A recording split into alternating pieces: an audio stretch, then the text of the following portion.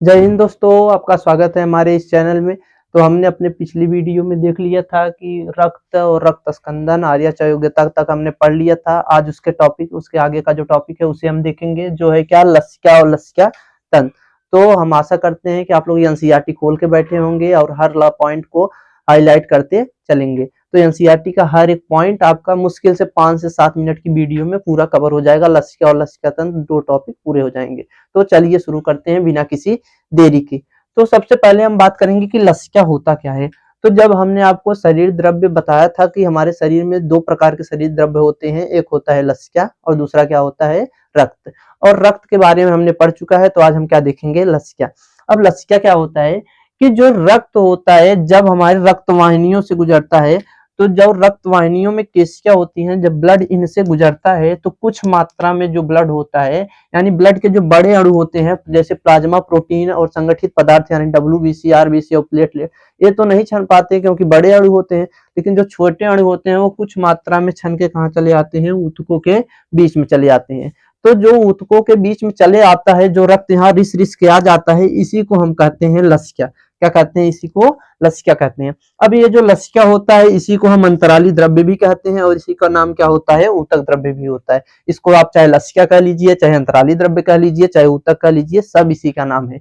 और लसिका क्या होता है कि ये रंगहीन होता है, इसका कोई रंग नहीं होता है और ये क्या है, तरल संयोजी ऊतक है।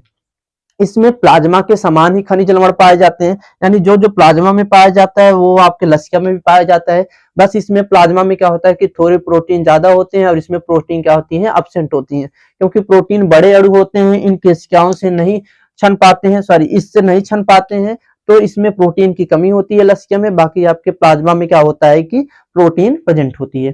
तो और अगला पॉइंट क्या है कि इसमें ये क्या करता है, रक्त व केशिकाओं के बीच पोषक पदार्थों व गैसों का आदान प्रदान करता है। तो लसिका क्या करती है, रक्त और केशिकाओं के बीच जो होता है पोषक पदार्थ और गैसों का क्या करता है, आदान प्रदान करता है। ये इसका कार्य है। और इसमें क्या होते हैं, लिम्फोसाइट प्रेजेंट होते हैं जो हमें क्या देते हैं, प्रतिरक्षा प्रदान करते हैं। लसिका में यहाँ लिम्फोसाइट प्रेजेंट होता है, विशिष्ट लिम्फोसाइट होता है जो हमें क्या देता है, प्रतिरक्षा देता है। और इसका ये क्या काम करता है कि ये पोषक पदार्थ व हार्मोन का भी परिवहन करता है। तो ये हमारा हुआ लसिका। अब हम बात करेंगे किसकी, लसिका तंत्र की। तो एनसीईआरटी लिखती है कि जो वाहिकाओं का जाल होता है उसे ही हम क्या कहते हैं, लसिका तंत्र। और ये जो लसिका तंत्र होता है ये कौन कौन बनाता है, इसमें आपकी लसिका गांठें आ जाएंगी, लसिकांग आ जाएंगे और लसिका वाहिनियां आ जाएंगी और लसिकाणु आ जाएंगे और क्या होंगे, लसिका आ जाएगा। तो ये सब सारी चीजें मिलकर क्या बनाती हैं, लसिका तंत्र।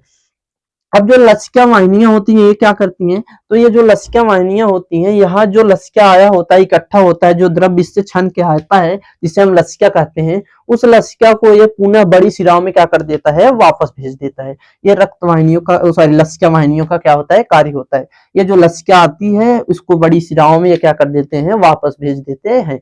और आपकी एक विशिष्ट प्रकार की लैक्टिकल लसिका वाहिनी होती है जो कहाँ प्रेजेंट होती है, आंत अंकुर में प्रेजेंट होती है और ये क्या करती है, वसा का संग्रहण करती है। तो देख लिए हमने, लसिका भी हमारा पूरा हो गया, लसिका तंत्र भी पूरा हो गया, एनसीईआरटी का हर पॉइंट भी कवर हो गया। आप लोग साथ में लेकर बैठे होंगे तो हाईलाइट भी कर लिए होंगे। तो आप लोग देख लीजिए।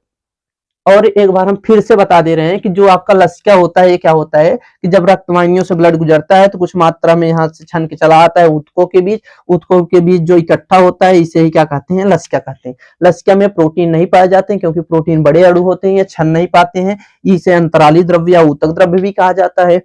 और ये क्या होता है कि रंगहीन होता है, तरल संयोजी ऊतक है। इसमें प्लाज्मा के समान ही संगठित पदार्थ पाए जाते, सॉरी प्लाज्मा के समान ही खनिज लवण पाए जाते हैं। इसमें संगठित पदार्थ और प्रोटीन क्या होते हैं, एब्सेंट होते हैं, क्योंकि ये दोनों बड़े पदार्थ होते हैं और छन नहीं पाते हैं। यह क्या करता है कि रक्त व केशिकाओं के बीच पोषक पदार्थों का आदान प्रदान करता है, गैसों का विनिमय करवाता है। और ये इसमें लिम्फोसाइट प्रेजेंट होते हैं जो हमें क्या देते हैं, प्रतिरक्षा प्रदान करते हैं। और इसमें ये क्या करता है, इसका एक काम और होता है, ये पोषक पदार्थ व हार्मोन का भी क्या करवाता है, परिवहन करवाता है। उसके बाद लसिका तंत्र क्या है कि यह वाहिकाओं का विस्तृत जाल है जिसमें लसिका गांठें, लसिकांग, लसिका वाहिनियां, लसिकाणु और लसिका ये सब मिलकर क्या बनाते हैं, लसिकाओं का वो क्या बनाते हैं, लसिका तंत्र बनाते हैं। आपकी जो लसिका वाहिनी होती है क्या करती है, जो लसिका होता है इसको बड़ी शिराओं में वापस पुनः भेज देती है। जो यहाँ पर रिस्क जमा हुआ था इसको क्या करती है, पुनः वापस बड़ी शिराओं में भेज देती है। और जो आपकी एक विशेष प्रकार की लसिका वाहिनी होती है जिसे हम लैक्टिकल लसिका वाहिनी कहते हैं, ये आपके आंत्र अंकुर में क्या होती है, प्रेजेंट होती है और ये क्या करती है, वसा का अवशोषण करती है। तो आई होप कि आप लोगों को वीडियो समझ में आया होगा और बहुत अच्छे से हमने पूरा पॉइंट कवर कर लिया। पूरा वीडियो को अच्छे से वॉच कीजिए। वीडियो देखने के लिए धन्यवाद। Thank you.